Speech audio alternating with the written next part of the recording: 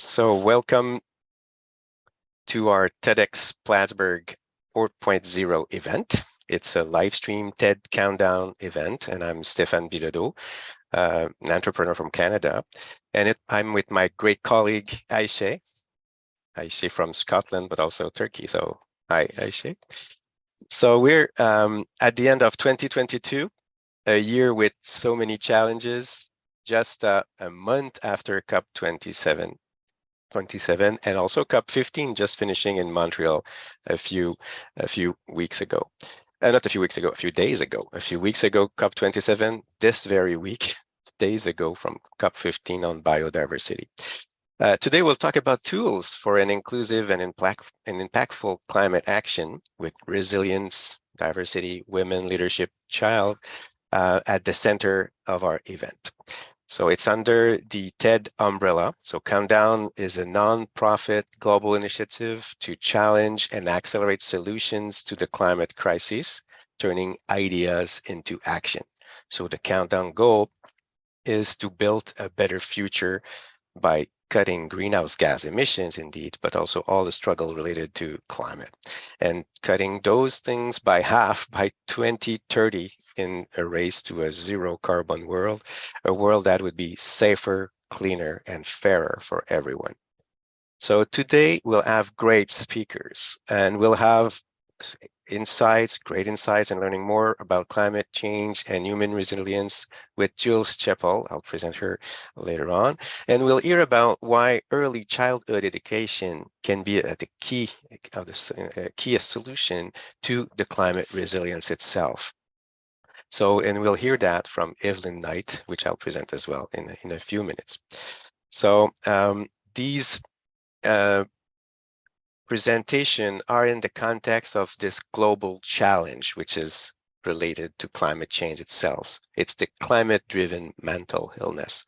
And I just want you to see a few slides from that, and then I'll let Ayşe give her insights just a few seconds from now.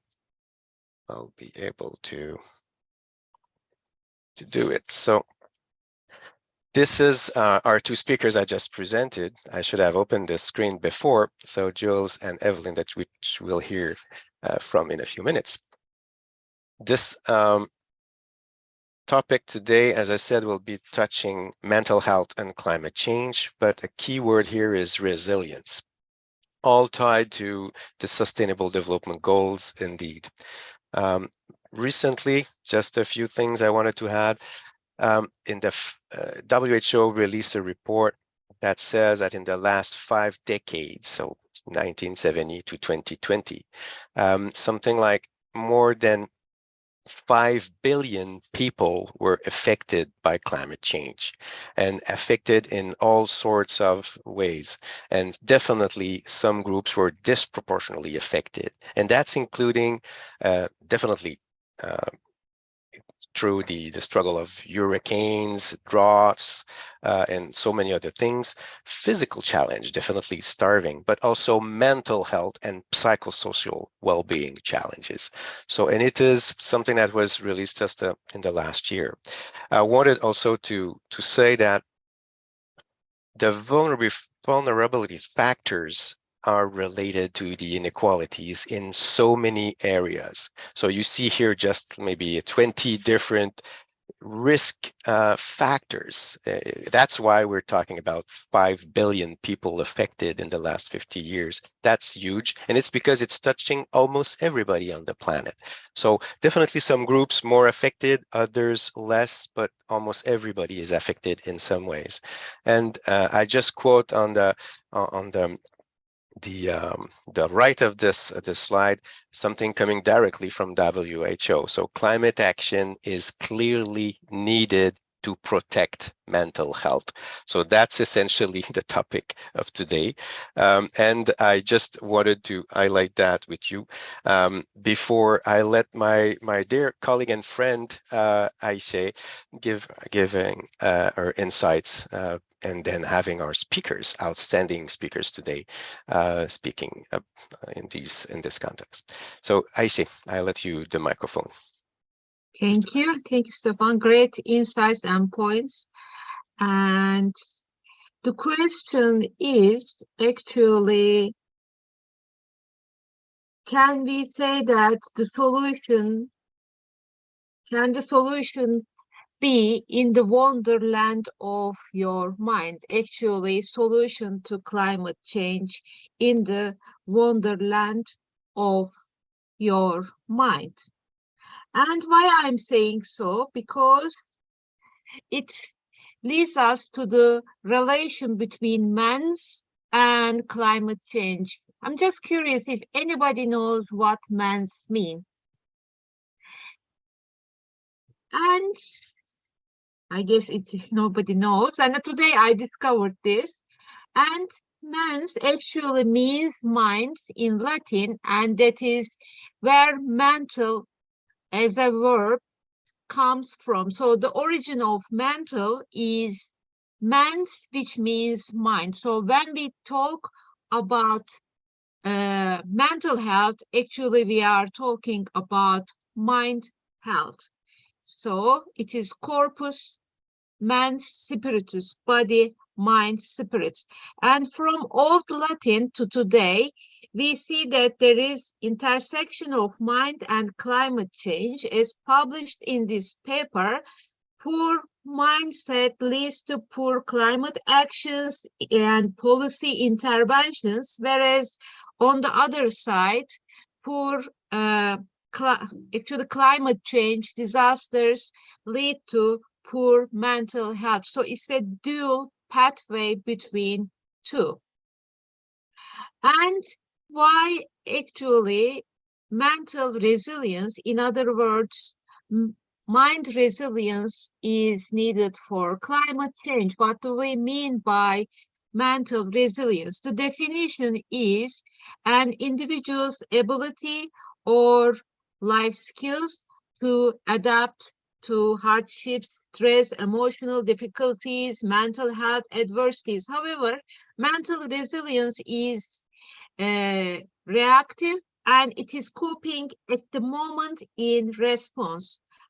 And I would like to bring a new insight stating that maybe we should call it is not ability or a skill, but it is locked potential. So the extent we unlock the potential, the more resilient we become. And how we can unlock the potential to adapt to hardship, stress, and other adversities. At the very heart, there comes mental fitness. So let's think about it. We go to gym and we want to build our muscles, physical muscles. First, we work with 20 kg, then 40 kg, then 60 and 100 maybe. And it is mental fitness is the same.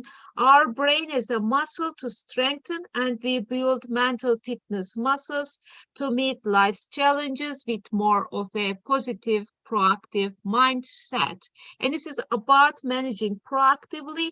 And there are three fitness muscles, mental fitness muscles, not 600 as in our body. So, and these three fitness muscles comes from a global research by Stanford University lecturer Shirzad Shemin that was tested among 500,000 people.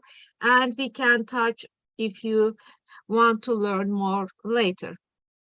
And mental fitness, simply a way of saying it is the measure of how quickly you can shift from negative mindset to positive responses to the challenges.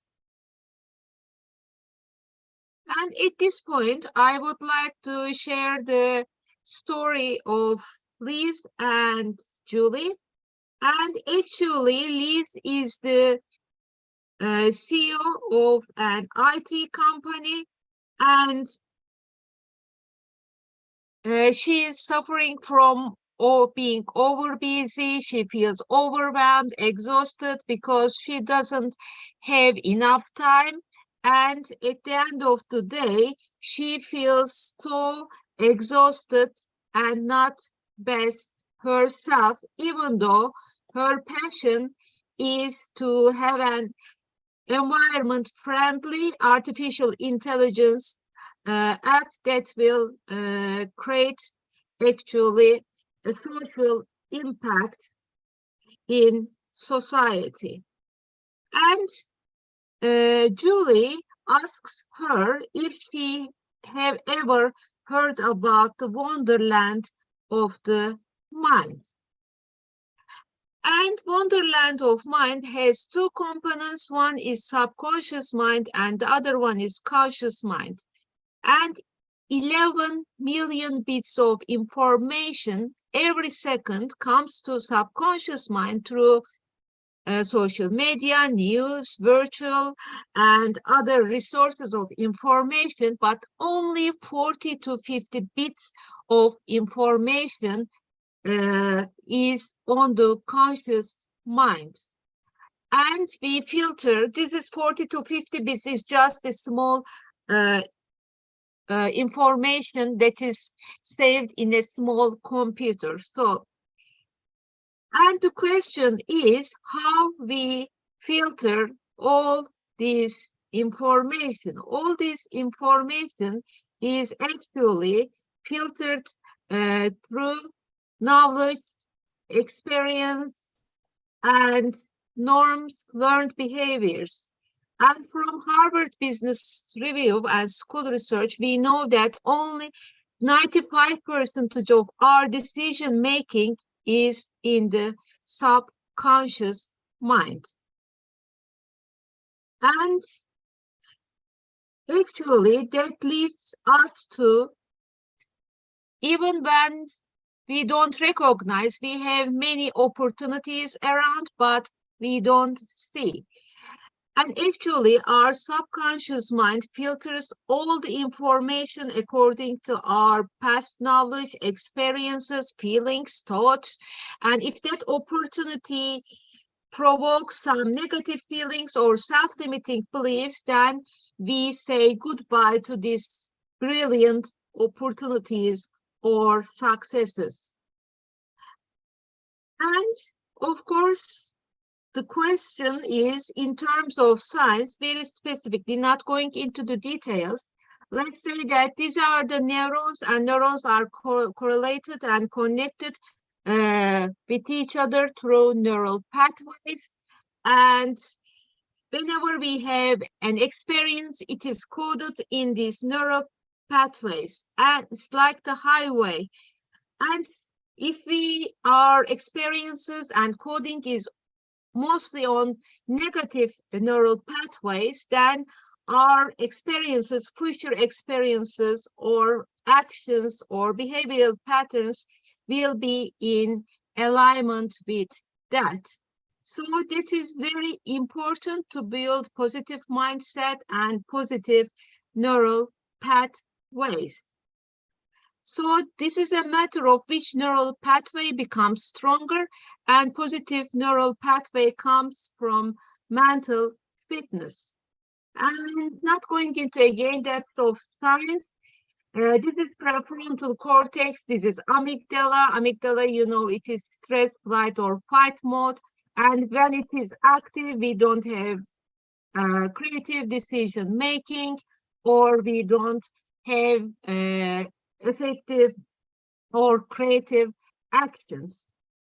And when we have mental fitness, actually this is from brain scan, we see that prefrontal cortex enlarges and amygdala shrinks. And that means that that is a choice of either a wonderland of mind with few trees where amygdala is active, prefrontal cortex is mostly shut down, or a wonderland of mind with a beautiful forest where we can create many opportunities for us and for society. And in terms of what does it all mean for environment? Whenever there is a catastrophe or environmental disaster, we naturally react with anger, stress, sometimes feeling powerless. But the key is not staying in this emotion so long, more than 10 seconds, and this comes emotional resilience.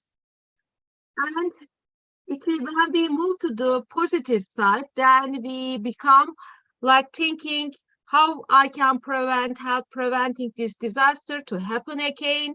What can I do at the moment? So it is all about being proactively creative. And so that is a choice of which pathway we choose.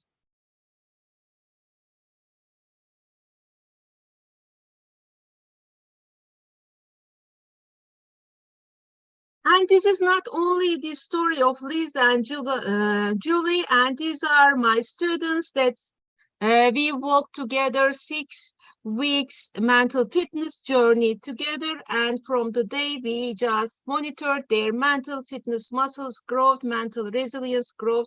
And at the end, we see that within 6 weeks, there was 12% increase in emotional intelligence and 12% of resilience.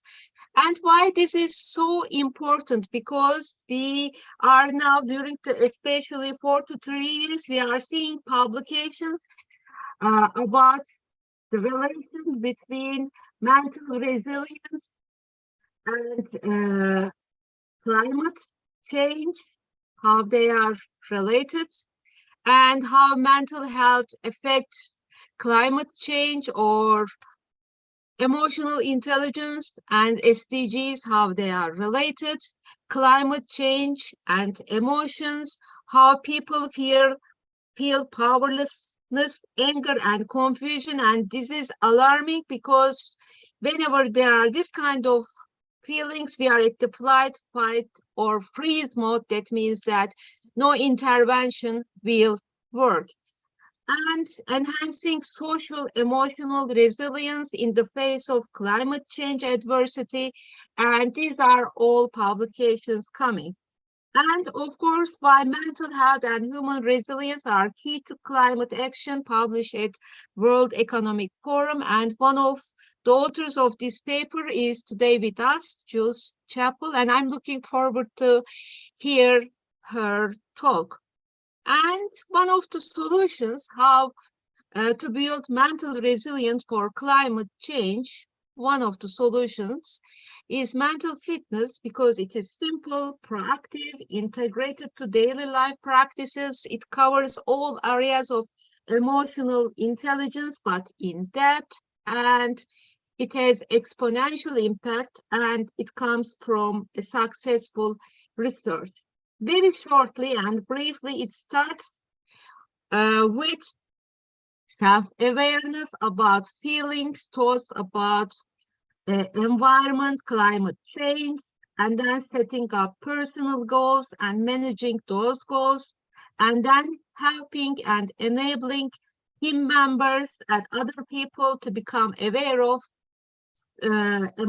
environmental feelings and thoughts, and then together setting up goals and then creating a social impact. This is a 5-step cycle, and it's starting from individual to moving social. And actually, we published this in our paper, and we can share later if you are interested. And at this point, I would like to also share and acknowledge my thanks to Shirzad Shamin because he's the founder of Mental Fitness. He's from Stanford University and he has conducted a global research among 500,000 people showing mental fitness improves 3 pillars of life, well-being, including mental well-being, and also relations and success. Finally, I would like to agree with this quote,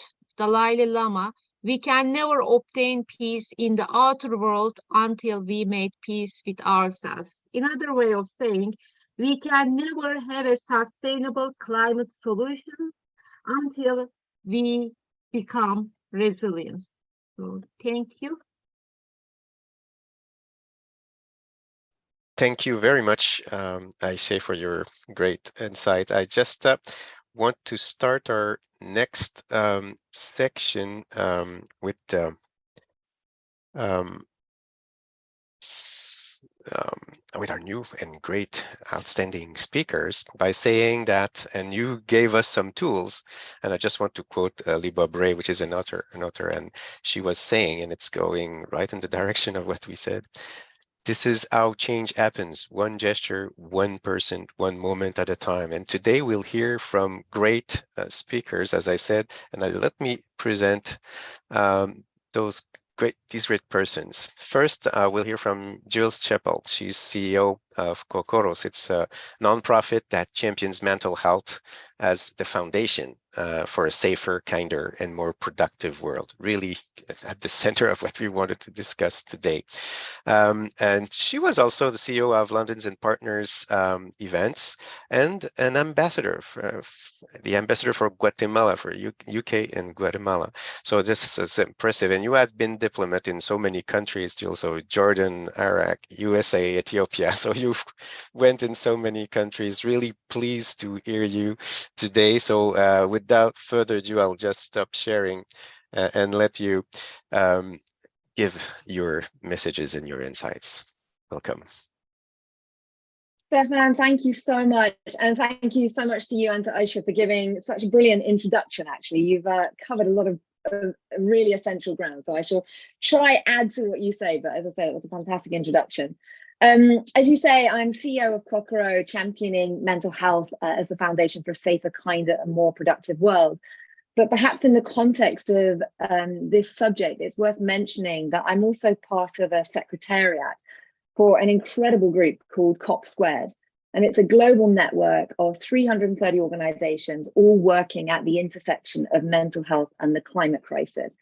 So I'll say more about that in a bit, but just useful by way of kind of background and context. But what I'd love to cover in the next 10 minutes is three things. Firstly, is just to give a few more examples, although you've covered some of the important elements, but to talk more about how climate crisis affects mental health. But secondly, I wanted to talk about how mental health affects our ability to tackle the climate crisis and the directional relationship between the two.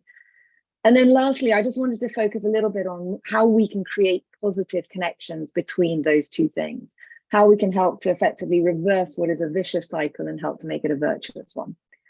So firstly, just to add to what you were saying about the climate crisis and how it affects mental health, because it's not always obvious. It's not actually that often that these two issues are spoken about together. But when we do start to think about it, there are so many ways in which the climate crisis affects mental health. It might be through trauma. So trauma, living through an extreme weather event, losing your home, perhaps to flooding or wildfire, losing crops and animals to drought, or in some communities having to deal with conflict as resources become fragile and scarce. It might be a term that's relatively new, but solastalgia, and this is referring to grief and to loss, and it's the loss that comes from the natural world changing around you. It's our sense of witnessing the loss, whether that be species being lost, trees being cut down, but it might also be the loss of community as people are forced to migrate. And it can be that sense that destroying the natural world is destroying a very part of you when your identity, your roots, and your homeland are all deeply intertwined. So trauma, solastalgia, it might be that your mental health is being affected by uncertainty, uncertainty about where our world is heading, or anger, injustice, frustration. It comes with just, we read all the time the overwhelming levels of data and science that are urging us urgently to change paths towards a net zero world, but also knowing and reading that, global action and political decision making just isn't matching the urgency and the action that the situation is demanding. And perhaps just to give kind of one last example on a very, very practical note, it's the mental difficulties we face in extreme heat. When our sleep is poor and our energy is sort of being physically sapped from our bodies. And in a recent report, Imperial College London highlighted that once local temperatures pass a certain threshold, there's an extraordinary correlation, a powerful correlation, that for every 1 degree increase in heat, there's a 1% increase in the number of deaths by suicide. And I mean, perhaps just to kind of talk about this from a very personal note, you mentioned that I served in Iraq, and this was a couple of decades ago, but I remember that heat in the summer. And Iraq is, and Baghdad particularly, is now one of those cities around the world that's hitting new records in terms of its temperatures, you know, routinely projected to be hitting 50 degrees each year. But just from what I remember, trying to sleep, and I had a fan, but it was just sort of pushing hot air around. And I remember just one time tossing and turning and going to the mirror, going to the loo and looking in the mirror, and my face was bright red. And I remember feeling like I was just burning up from the inside, and I just wanted to be able to kind of open a door and be able to walk out of it, but it was unrelenting. And I know how that affected me, and thinking, you know, that there are millions of people being affected by this increasingly regularly, and the damage that does. So increasingly, this mental stress, this mental harm is being researched, and it's being quantified by the scientific community. The Wellcome Institute is leading some really interesting research next year to pull together this vibrant scientific community looking at the intersection between climate crisis and mental health. And it will be fascinating to see what they come out with at the end of next year. But I guess where I'm coming at is to look at how this issue is contributing to what I think is already a silent global crisis of mental health. And if we look at the World Health Organization, the WHO figures, from severe anxiety, PTSD, and depression to kind of rarer mental illnesses such as bipolar disorder and schizophrenia, there's already nearly 1 billion people around the world suffering from mental health conditions. And of that billion, 80% are living in lower middle income countries. And of those that are living in lower middle income countries, 75%, the WHO say, are going without any support whatsoever. And honestly, I don't think there is another health condition where there is so much global suffering and so little support to go with it. And it's perhaps kind of not a surprise, therefore, that the WHO expect that in the next decade, depression will put more burden on nations than any other disease. So that's just thinking about that relationship in one way of how the climate crisis is contributing to a global mental health crisis. But thinking about it the other way around as well, which again, it's not often out there thinking about it in terms of how mental health and the mental health crisis affects climate change. And this is where I think the most recent UN Human Development Report absolutely captures it perfectly, because they talk about in their report about mental well-being being under assault. And those are their words. Mental well-being is under assault. And they explain how this affects our ability to meet the demands, what they describe of shaping our future in a transforming world. And to put that kind of in my simple terms, I mean, in other words, we're facing a vicious cycle. So our mental health is under assault, and yet suffering from poor mental health makes it so much harder for us to respond to the very challenges, such as the climate crisis, that are causing us such mental harm in the first place. And of course, it's not just true for the climate crisis. We are living at a time of multiple interlinked crises. It's a time of immense noise, complexity, uncertainty, not just change, but rapid change. And these are all things that we know are really hard for our mental health to deal with. And yet this state of our mental health and the state of the support that we have, or more often don't have, is directly contributing to how capable we are of coping and taking on these challenges. And so I kind of say, you know, essentially as humanity, we're at a time when we need to be on our A game. And yet it is one of the hardest times through which human beings have ever lived to be on our A game. But I also think it's really important to flip it. And Aisha, you started to do this, is to think not only of that as the enormous challenge that it is, but to flip it on its head and to think and to recognize between us that with better mental health support, we also have this unbelievable source of unleashed potential. And I get very inspired to think that, if we were able to protect and nourish our mental health in the way that many of us are taught and encouraged to protect and strengthen our physical health, imagine if governments, schools, workplaces, funders, financial institutions all decided to invest in the power of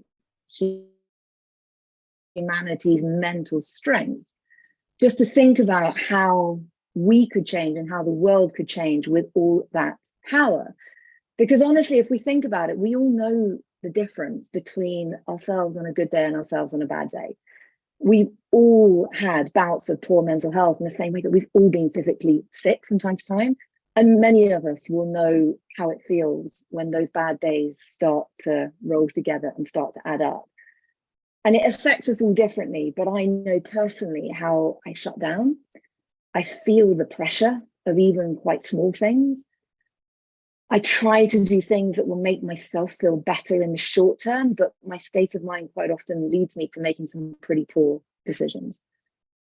But I think too about us and myself on a good day, our capacity to imagine, to adapt, to create, to collaborate, to empathize, importantly, to have perspective, to think big picture, to think long term, to kind of, it's what the neuroscientists will talk about in terms of being our executive functions. I mean, Aisha was pointing out the prefrontal cortex. These are things that are very hard to do when we're in fight or flight crisis mode. They are the things that come with resilience and strength. And they are incredible human skills. But they're ones that we need to be nurturing as an integral, critical part of our fight against climate crisis. In the climate world, we tend to talk a lot about resilience, but in almost all cases, we're talking about the resilience of our kind of external hardware. It's our infrastructure, our built systems, our technology.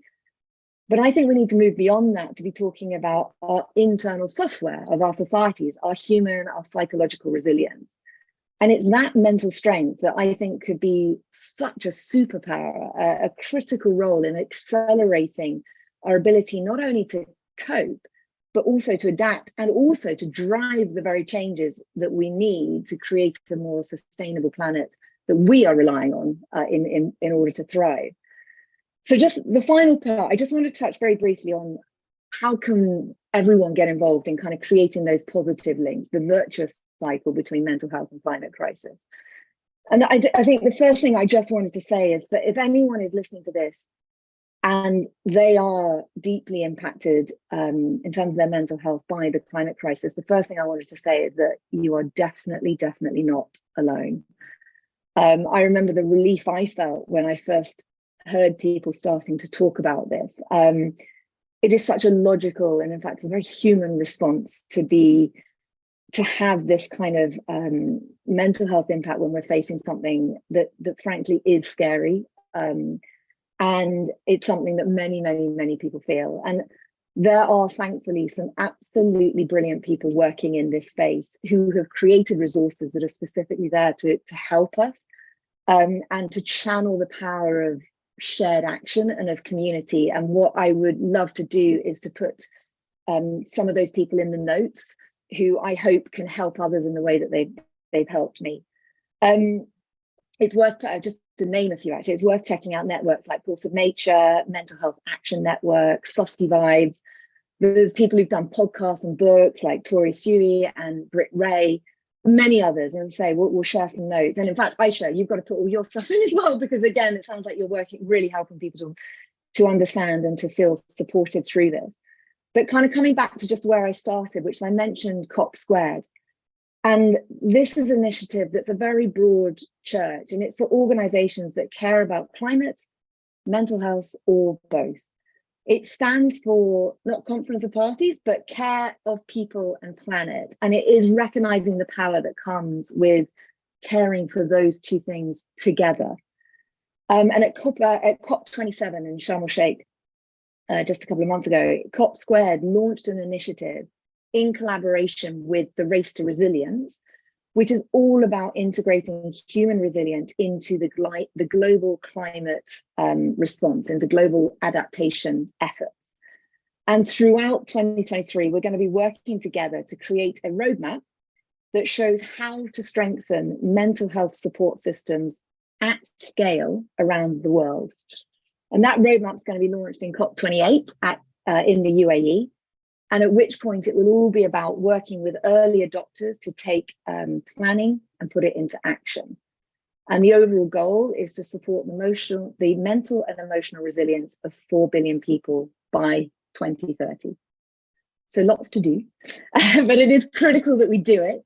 And we have no time to lose. And so just to say, if anyone is watching this and it excites you, please, please, please do get involved. I kind of feel like it's in the face of challenges like these that we also find incredible community and incredible collaboration. And I personally find that nourishes me deeply from within and inspires and excites me to be listening to people like you today as well, knowing how much we share. But thank you again so much for having me, and really look forward to the discussion and any questions. Thank you. Thank you very much to be here with us today, Jules. So a great message and great point. I might have one question, and if others want to ask questions, don't hesitate to jump in. But the point is, you came with great solutions to, in fact, build resilience, and you always explain it really well. What would be the single thing that people that cannot access quickly an initiative or a group like the suggestion you made rightfully? What would be someone that is in a smaller community, remote and whatever, and with less access to this to these structures? What can be a first thing that this person can do to help, whether it's to help friends, colleagues, it's the community, or close relatives, family? So what would be a suggestion you would like to do? It's a really good question. And I guess the first thing to say is COP Squared, which I mentioned, is organized around 7 regional hubs all around the world, because it is so important that this effort is genuinely inclusive and genuinely global. Because to your point, it is too often that resources are focused just in one part of the world when everyone needs it. So there is a real effort to make sure that the networks are all over the world and are reaching out as far as they possibly can. So there's just one thing. But I think so much of the tools that come with mental health are about sort of compassion and community. So much of what people say to me comes back to those fundamental things. Some of that is self-compassion, so not thinking you're over dramatizing, not thinking that you're being weak, not thinking that you are being silly. These are very real things to be incredibly concerned by, or very real traumas that you're going through. But the second thing always, as I say, for me, always comes back to community. It is the relief that comes with the validation of knowing that others are, when they're starting to vocalize it, are saying the same things that you're thinking. But it's also the potential that comes with shared action. There's a phrase that Force of Nature talks about, which talks about moving from anxiety to action. It's trying to help rather than being overwhelmed with the feelings and the concerns. It's being able to, through your connections with others, shift that into something that helps you to feel more positive. And it's not an easy thing to do, but the point is, it is important to do it, and it's much easier to do as a community than on your own. Yeah, indeed. Great point. And people can start right away. So right now, working on that. Great insight. I don't know if Aisha or others, you would have questions. If not, I have another one anyway. So just go ahead if you have one. That's a good time. Okay, so I'll jump in with my second. So you pointed out, in fact, really well, that there are two sides of this coin. So there are all the struggles, the grief, and the things that climate change is causing to our mental health, everybody's mental health, essentially.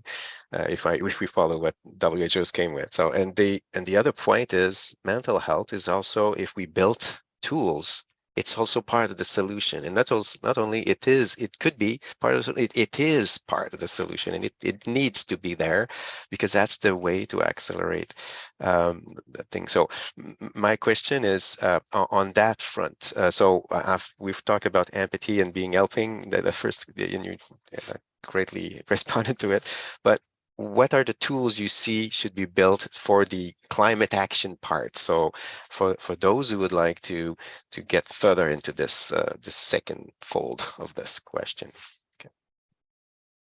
It's really interesting. So I would argue there's a few things. There are those, and in fact, part of what we've done at Kokoro is to support a course that will go out for policymakers around the world next year that looks at the solutions where policymakers are purposely looking at projects that not only support climate, but support mental health as well. But you've got to do it in a way that you are, from a policy point of view, purposely integrating both and purposely measuring both outcomes. It can't be a just by an aside, because then chances are it won't be as effective. But there are plenty of initiatives that will be designed with both mental health and environmental impact together at one.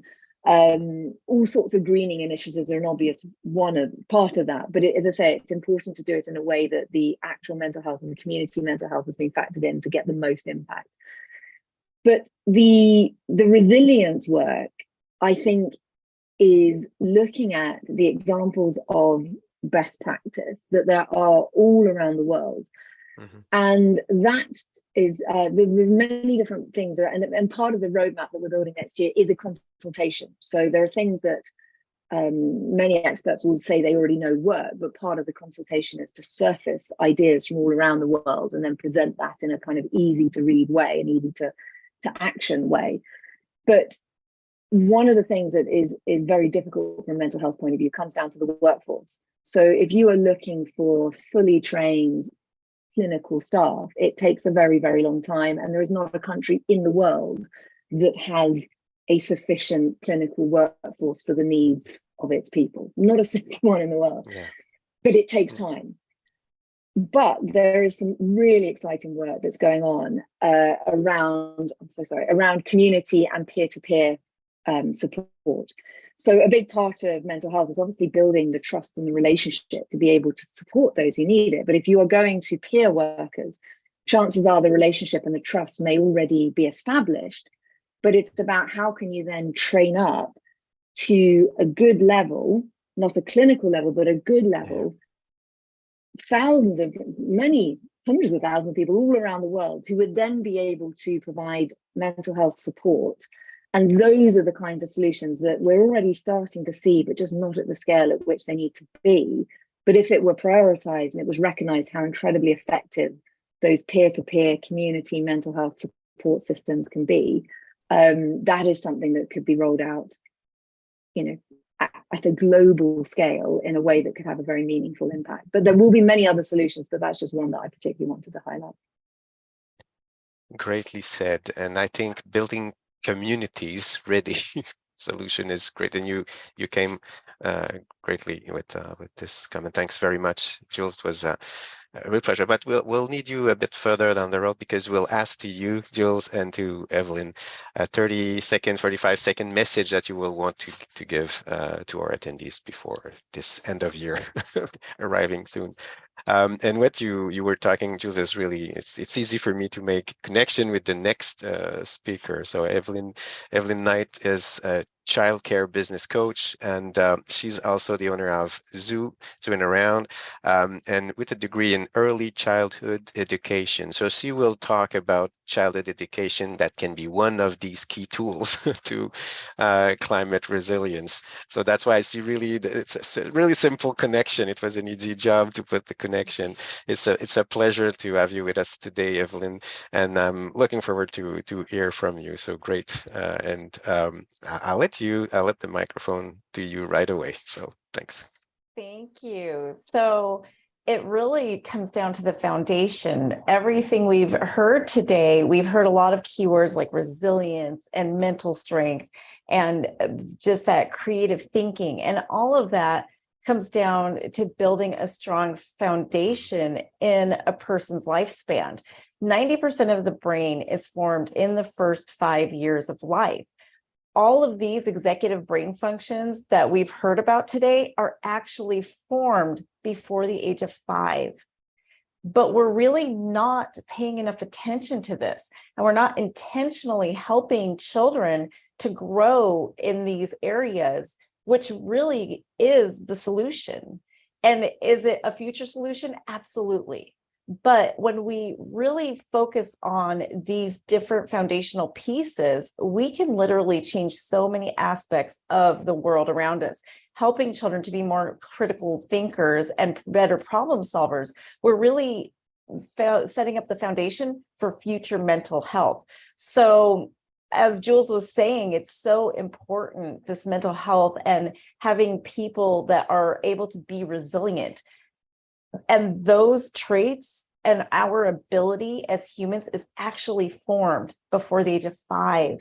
Your ability to bounce back, to cope, all of that, your inhibition, self-awareness, all of that was formed inside of you before the age of 5. So I am a childcare business coach. I own a company called Childcare Business Professionals. And as a childcare center owner, I decided to start this company because it became my mission to touch 1 million children's lives. And I saw this huge need worldwide of just focusing on what is best for the children. I also have a degree in psychology, and I've studied a lot of the neurological foundations of the brain.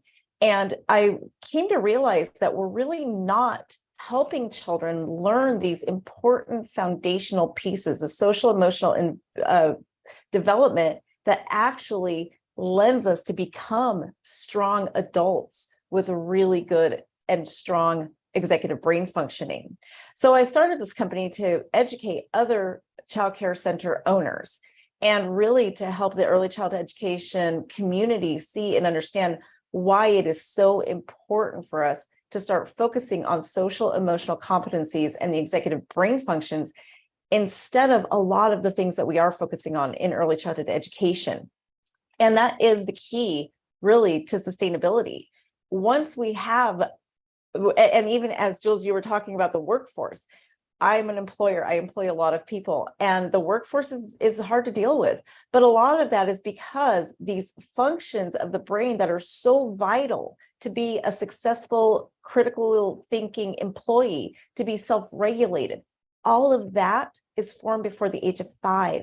And we are not intentionally helping children to form these areas of their brain. So I want to paint a picture for you of what we see as the average child's day. I work with a lot of different childcare centers, both public and private programs that are similar to like Head Start. And it's pretty typical that we see the same thing. And I do have an international customer base. So I work with people all over the world, and I see the pretty much the same patterns no matter where I work. And what I see is a typical child is waking up pretty early in the morning. They're rushing to get ready. Their parents are rushing to get them ready, drop them off at care, whether it's with their nanny, childcare, a babysitter. And then the parent is going off to work while the child sits in wherever they are. They are in a facility all day, or they're just being cared for all day. That busy parent comes home. They rush them to the next sporting event, whether it's soccer, softball, cheer, whatever it could be. And then they're rushing them to get dinner. Then they're rushing them to take a bath, go to bed, and it starts the next day over and over. And this is day in and day out. So a lot of people will ask me often, well, what about the parents' days off? Well, parents are busy. This is their day as well. They're getting up before their children. They're rushing through their day as well. They're going to bed late. They're exhausted. And during this time, all of the normal household chores and obligations are not being accomplished. So now parents are spending the days that they're not working, accomplishing and catching up on other family and all of the other things. So children, again, are being dragged around, going grocery shopping, doing chores. But what I came to realize is that at no time at this point are children just allowed to play. And Dr. Peter Gray and many other experts have done a lot of studies that show that the executive brain functions actually form through experience, and play are the experiences that form the executive brain functions. So if we're eliminating play from a child's day, when are they actually forming these executive brain functions? So, and parents are very well meaning. So are schools and so are teachers. They want to make sure children have all this information, and they want to make sure they're having all these experiences. So they're packing their schedule with music lessons and all these different things. And they're completely unaware that they have just eliminated the most important part of a child's development. They are completely unaware that they're no longer giving children time to form the executive brain functions that they need to become critical thinkers, to become resilient, to be able to problem solve, plan, to have self-regulation, all these things that we need adults to have in order to be able to think of ways to be sustainable, even in order just to be open-minded. In our society, we see so many closed-minded people, and that is really a result of where they were forming their brain that first 5 years of life. So it's so important that we just really facilitate opportunities to allow children to play. And I know it's scary for a lot of caregivers and educators and parents to hear, like, I just can't let my child play all day. But really, when you learn the art of incorporating intentional play and facilitating learning through play, it is amazing what happens. I created a preschool model where this is exactly what I do. And the results are absolutely amazing for the children themselves, for how they actually become productive, and they actually are more successful when they become school age. And basically what we do is we just pre-plan and construct play activities where we're incorporating what we would like them to learn into play, but we're really intentional about making sure those executive brain functions are a part of what we're doing. Now, things like organized sports, they are very important because that helps with teamwork. It helps learn different functions as well. But if you want to really talk about that critical thinking, self-awareness, problem solving, there has to be no parameters. Children have to be allowed to just think, just problem solve. The other thing that does for us is it allows us to create a society of people who are able to just think without any kind of structure, without any kind of direction, find out of the box solutions. And that is what is so important to our society right now. I have a child at my child care center, and I'll just call him Marty. And this is what really struck me, and when I realized that this is an epidemic and we need to do something for children. I had arrived at my center, and this was years ago before I completely changed my structure. I too once ran a program that was very academic based. I was so concerned about all of the things like teaching them how to read by the age of 3. And I had a moment where I realized that we've gotten this all wrong. And that is why we're in the position we're in today. And this child was getting off of one of my school buses, and it had actually been a snow day, and it was a late snow day for us. It was probably, I think it was around April-ish, but it had been a couple months. And this child was so excited when he saw me, and he came over to me and said, Miss Evelyn, I'm so excited. We had a 2-hour delay today.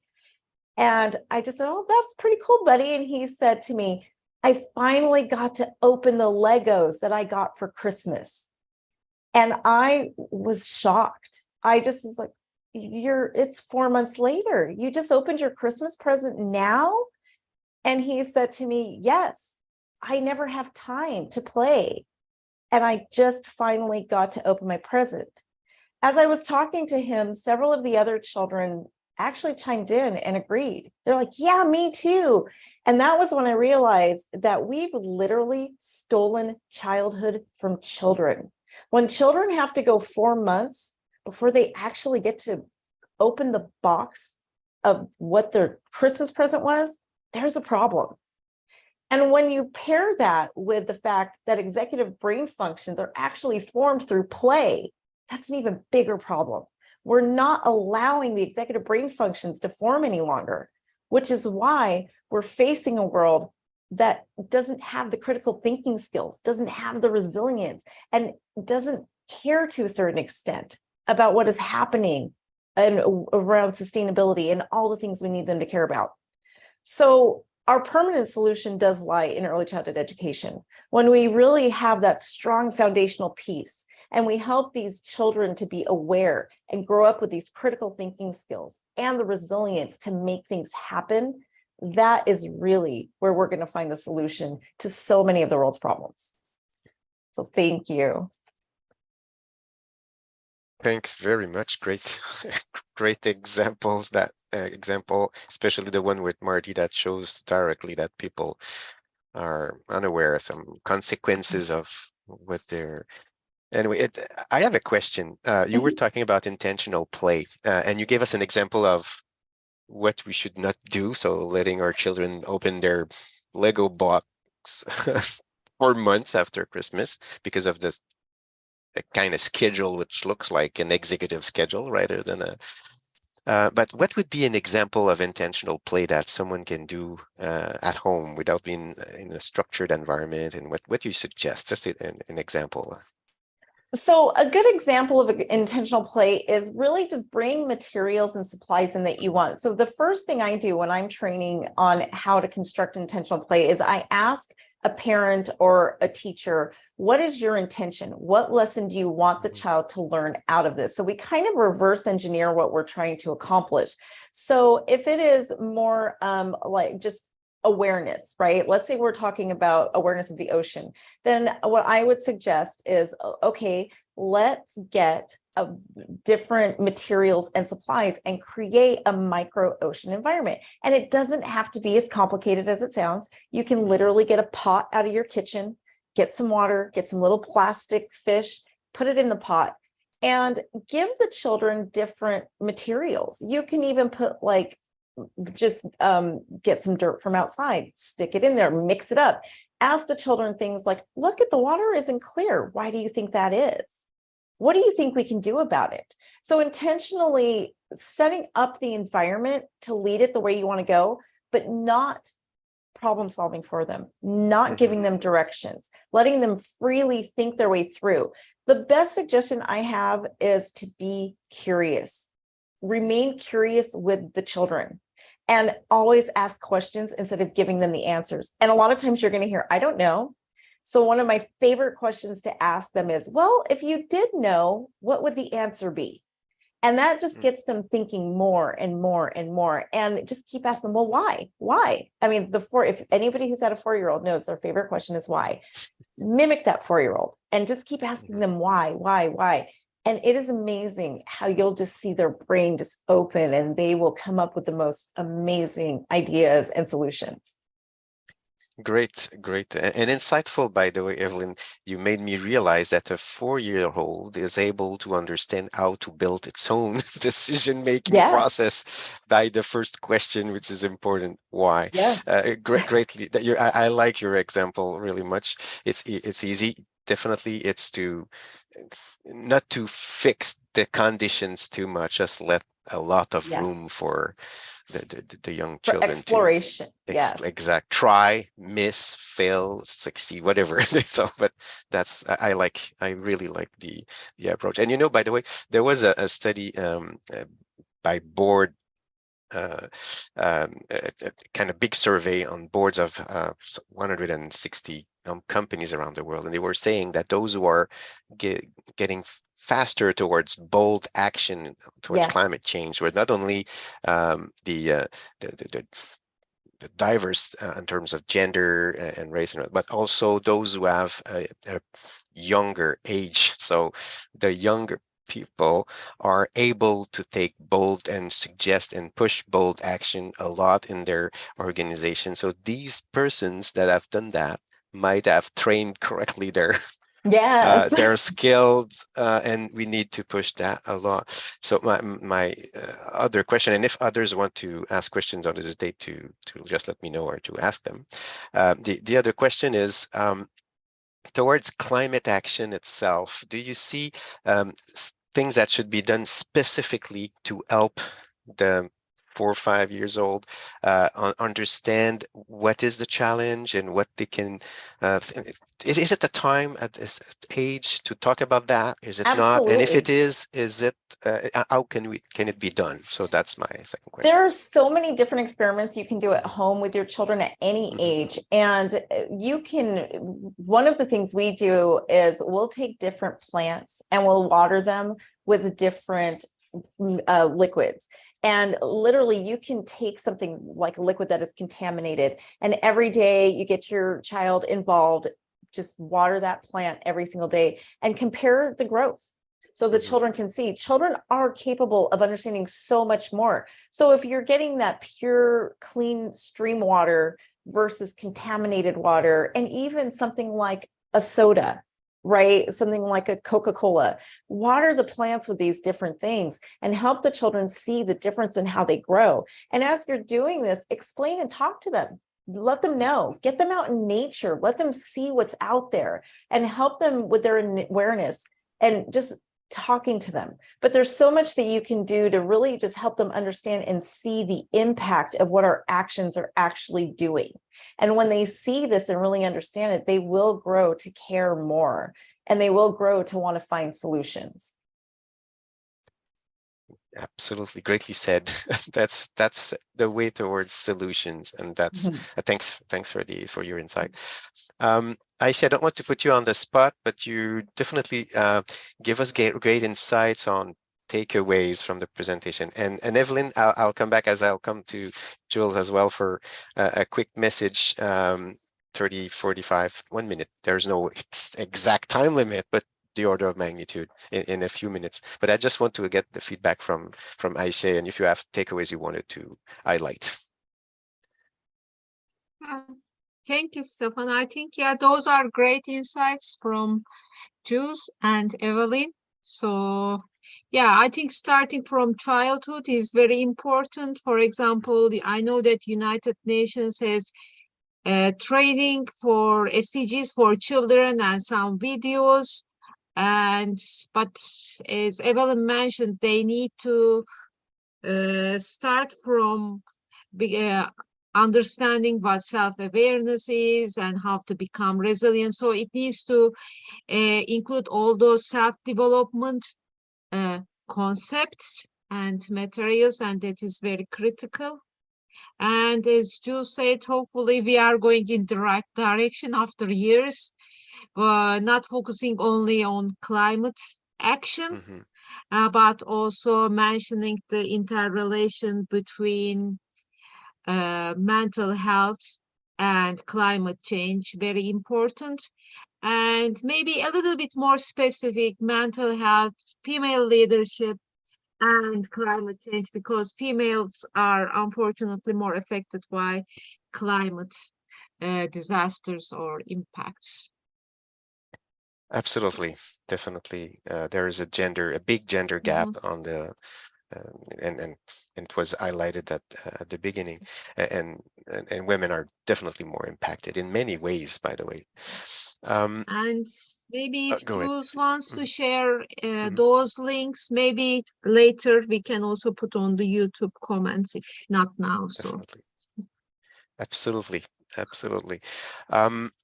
Okay, we're getting towards the end, and before concluding, I'm coming back to you as promised, Jules and Evelyn, for your message that you would like to share. Just a quick message on the topic of the day, and also we're arriving in 2023 soon. So after this terrible year, 2022, a few years which were kind of not easy anyway, but 2023, what do you see, or what do you want to let as a message? Jules first.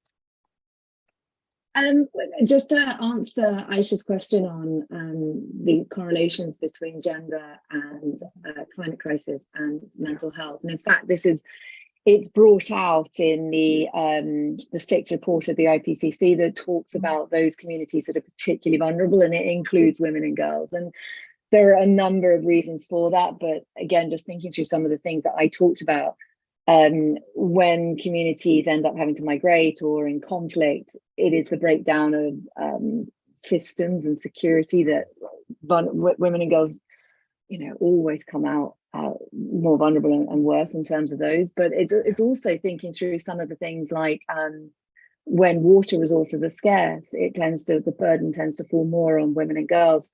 Firstly, to go and get the water, but secondly, again, their security if they are going further, or if wash facilities are not working because of lack of water. Again, that tends to lead to security risks as well, and then the mental health impacts of violence and gender-based violence. So you're absolutely right that there are these very strong correlations. And I guess my just thinking ahead, I think I am a very optimistic person, so I'm trying to be very positive, but I think we do have to get used to the fact that we are in a period of kind of multiple crises. And I think there is a tendency with mental health to think about you go into kind of emergency mode and you get through a crisis, and then you will start kind of dealing with things. And I think that what we need to get actually is firstly support systems, but also recognize that we need to be able to cope during a prolonged period of complexity and crisis. And that's quite a mental health shift. It's not waiting for the good times to come and then everything will be a bit easier. It's recognizing that we are in a different world to what we were, and every generation has different challenges. But I think it is worth, and it's not about comparing, but it is worth noting that this is a particularly challenging time for mental health, and therefore you can't wait until the crisis is over. It needs to be factored in now. And whenever we think about the Sustainable Development Goals, it's not, I always say, like, you don't pigeonhole mental health in the same way it's hard to pigeon planet health. The health of the planet affects every SDG. We are nothing if our planet is not able, our planet will continue, but if we are not able to thrive in it. Similarly, when people are suffering both physical or mental health, it is going to affect everything else that is a human problem that we are trying to deal with. Where humans are at the heart of the problem, so we're at the heart of the solution, and at the heart of us is our mental health and our physical health. And that all needs to be visualized and prioritized. And as I say, it's not zero sum, it's not comparative, but it is about making the mental health part by getting it out of our blind spot, getting it to the table so that it is recognized as something that can either hamper us or something that can really accelerate us, and trying to inspire people behind that. That's my passion and my hope for 2023. Greatly said. Yes, mental health should be at the center of next year. Great, thanks. It's the second time to do it right now, not waiting. Right now. Thanks, Jules. Evelyn, you want to do the same kind of message? Yeah. I think it's important for us to focus on the future as well, where this just becomes the norm, where we don't have to worry any longer about people really, just like Jules said, prioritizing which current disaster we're in. This just becomes the norm. And mental health, just setting up that foundation of human psychology, instead of being reactive and trying to fix the problem, let's really focus on being proactive and giving people the tools they need during that time that it's formed. So we don't have to worry as much about helping people gain resilience skills because they're already resilient. And it's really important to just let children play in order that they can gain those skills in the future, so that we're not constantly reacting to problems and we can just start being more proactive. Great word to finish on. So proactivity, that's it's time not to always be behind, but trying to get up front. And what better than the children to help us go in that direction. Greatly said, Evelyn. Aisha, I don't know if you want to add some thoughts before I conclude. Yeah. Yes, go ahead. So if Evelyn has some resources or to create aha moments among families, that will be also great. So we can just, it's because everything starts with creating self-awareness. So just those are great points, but I'm sure many parents don't know about that. Yes, and we're arriving in the holiday periods in many countries, so that's a good time to talk about those things. Not only we're arriving at the end of the holiday season, but we're also starting. It will be just 7 years from the decade, at the end of the decade of action. You might recall the UN declared that a few years ago. It's already more than 3 years now, so we just have 7 years. So 7 years is like tomorrow. So it needs to be starting right now and being proactive, as Evelyn said, and right now, as Jules, you said, and Aisha, great suggestion for the holidays. Start to talk about that with your family. I should not say start, many are already talking about that, but that's an opportunity, like many others, with the children and the older in the family. It's time to act. It's time to be impactful. You have another thing you want to add? I'm Go ahead. curious if our audience attendees would like to ask any questions before we close down. No.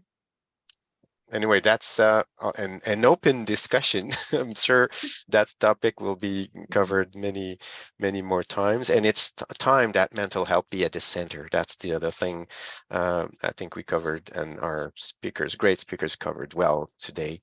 Mental health is a key tool covering and building resilience. Building tool is a key tool for the climate action itself. So and there are two sides to this coin. So the struggle, which is important to take care of, but also the tools that will help solve this big problem we're all facing. It's a global challenge, and I would say challenges, because Evelyn, you referred quickly to the pandemic earlier. Pandemic, the climate change. We all see what happens in some countries with war right now. So this is important. All those tools we're talking about would help in all these items. So greatly thank you. Thanks to our speaker. Thanks to our attendees. It was a great discussions. Anyway, be looking at our website. You'll see we'll have other events in 2023. In the meantime, I wish you all happy holidays and happy New Year. It was a pleasure to be with you today. And I have a funny closure. Oh, go ahead. A moment. That's last minute. Go ahead. Very funny one. Just sorry, I found this today, and I think this is very cute. Okay, it's serious, but it makes it a little bit more just it's easy to remember. That's funny, Aisha. So our TEDx Plattsburgh, our mission is to empower 500 women until 2025 with our lovely speakers, and we have some links, and this is TEDx Plattsburgh YouTube channel. Please subscribe and follow us, and LinkedIn. We have a well community, and we also have a publication. So finally, we would like to thank, and I like this very much because it says it's not a time of nor a season, but a state of mind, Christmas, to cherish peace and goodwill, to be plenteous in mercies, to have the real spirit of Christmas. So I think my final words are this because it has so much meaning in it. So thank you very much. Thanks, Aisha, for this great message before Christmas. And thanks all. And anyway, definitely we'll all be in touch. Those who want to reach us, Aisha shared how we can be reached easily. And for the others, happy end of the year and happy new year. Bye-bye.